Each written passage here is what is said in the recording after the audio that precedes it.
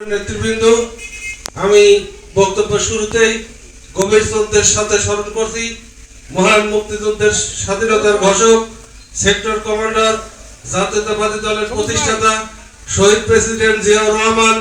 গভীর শ্রদ্ধার সাথে স্মরণ করছি তিনবারের প্রধানমন্ত্রী, যার কারণে আজকের এই দোয়ার মাহফিল আলোচনা সভা অনুষ্ঠিত হতে যাচ্ছে।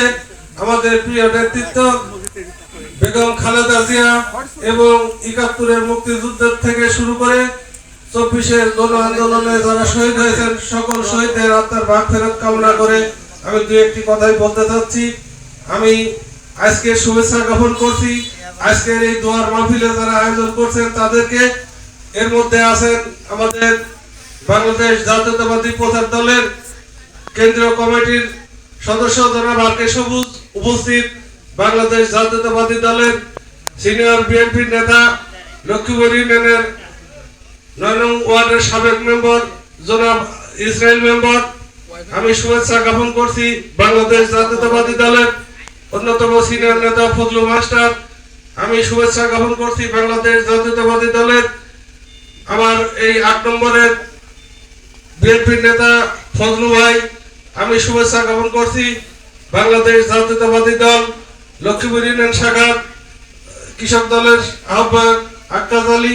শুভেচ্ছা জ্ঞাপন করছি বাংলাদেশ জাতীয়তাবাদী দল যুব দল আটগড় উপজেলা শাখার লক্ষ্মীপুর ইউনিয়নের সাবেক সদস্য সচিব জনাব হাবিব মন্ডল সহ বাংলাদেশ জাতীয়তাবাদী দল এবং অঙ্গ সংগঠনের বিভিন্ন ওয়ার্ড থেকে আজকের আগত বিএনপির নেতৃবৃন্দ সবাইকে আমি আমার প্রাণপ্রিয় সংগঠন বাংলাদেশ জাতীয়তাবাদী দল লক্ষ্মীপুর ইউনিয়ন বিএনপির পক্ষ থেকে সংগ্রামী শুভেচ্ছা এবং অভিনন্দন জ্ঞাপন করছি। প্রিয় নেতৃবৃন্দ, আপনারা আজকে এমন একটি মহান নেতার নেত্রীর দোয়ার মাহফিলে আমরা উপস্থিত হয়েছি। বাংলাদেশের ১৮ কোটি মানুষ, বিশ্বের এমন কোন দেশ নাই যে দেশ মহান নেত্রী আমাদের প্রাণপ্রিয় নেত্রী সাবেক প্রধানমন্ত্রী বেগম খালেদা জিয়ার মাগফিরাত কামনা করে নাই, যে নেত্রীর প্রতি শুভেচ্ছা জ্ঞাপন করে নাই, এরকম কোন দেশ নাই, এমন কোন রাজনৈতিক সংগঠন নাই আমাদের নেত্রীর প্রতি ভালোবাসা ছিল না। সেই নেত্রীর আদর্শ সংগঠন বাংলাদেশ জাতীয়তাবাদী দলের আমরা নেতৃত্বে এসেছি। আমাদের আদর্শ ওই রকমের হওয়া উচিত, যেহেতু আমরা বাংলাদেশ জাতীয়তাবাদী দলের আদর্শে অনুপ্রাণিত হয়ে আমরা দীর্ঘ ১৭টি বছর স্বৈরাচার বিরোধী আন্দোলন সংগ্রামে রাজপথে থেকে আন্দোলনে শরীক হয়েছি। আপনারা জানেন আগামী ফেব্রুয়ারি মাসে ১২ তারিখে নির্বাচন হবে। এই নির্বাচনে সর্দি আটগড়িয়া আমাদের প্রাণপ্রিয় নেতা হাবিবুর রহমান হাবিব ধানের শীষ প্রতীক নিয়ে নির্বাচন করবেন। আমাদের প্রিয় নেতা ঢাকাতে দীর্ঘদিন অসুস্থ অবস্থায় আছে, তারও সুস্থতা কামনা করছি। আগামী নির্বাচনে আমরা ঐক্যবদ্ধ থেকে ধানের শীষ প্রতীকে বিপুল ভোটে যাতে নির্বাচিত করতে পারি, এই বিষয়টা আমাদের সবাইকে সজাগ থাকতে হবে। প্রিয় নেতৃবৃন্দ, আপনারা জানেন আগামী ১২ তারিখে হবে আমাদের সফলতা আসবে না।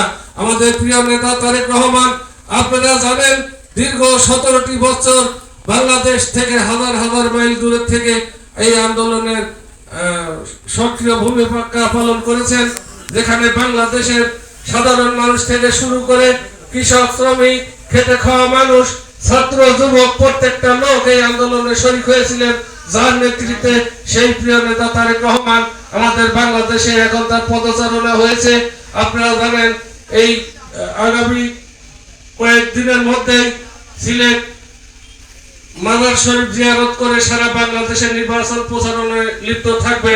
আমাদের প্রিয় নেতা সংগ্রাম লড়াইয়ের মধ্যে দিয়ে যদি জাতিকে ঐক্যবদ্ধ করতে পারে, তাহলে আমরা লক্ষ্মীপুর ইউনিয়নের সাধারণ খেটে খাওয়া মানুষকে আমরা জাতীয়তাবাদী আদর্শের কথা বলে আমরা কেন ঐক্যবদ্ধ করতে পারবো না? তাই আমি বলতে চাই, আপনারা অবশ্যই ঐক্যবদ্ধ থাকবেন। কোন ষড়যন্ত্র আমাদের যাতে কোন রকম ভাবে বিভ্রান্ত না করতে পারে, আমরা ধানের শীষ প্রতীকে নির্বাচিত করে আমাদের প্রিয় নেতা হাবিবুর রহমান হাবিবকে নির্বাচিত করে ঈশ্বর দিয়ে আটগড়িয়া ধানের শীষ প্রতীক আমরা জনাব আমাদের বর্তমান চেয়ারম্যান তারেক রহমানকে উপহার দিতে চাই। এবং আমাদের প্রিয় নেত্রী দেশ নেত্রী বেগম খালেদা জিয়া কে আল্লাহ তাআলা যেন জান্নাতুল ফেরদৌস নসিব করে, সবার কাছে এই দোয়া ব্যক্ত করে আমি আমার কথা শেষ করছি। বাংলাদেশ জিন্দাবাদ, শহীদ জিয়া অমর হোক, খালেদা জিয়া জিন্দাবাদ। সবাইকে ধন্যবাদ।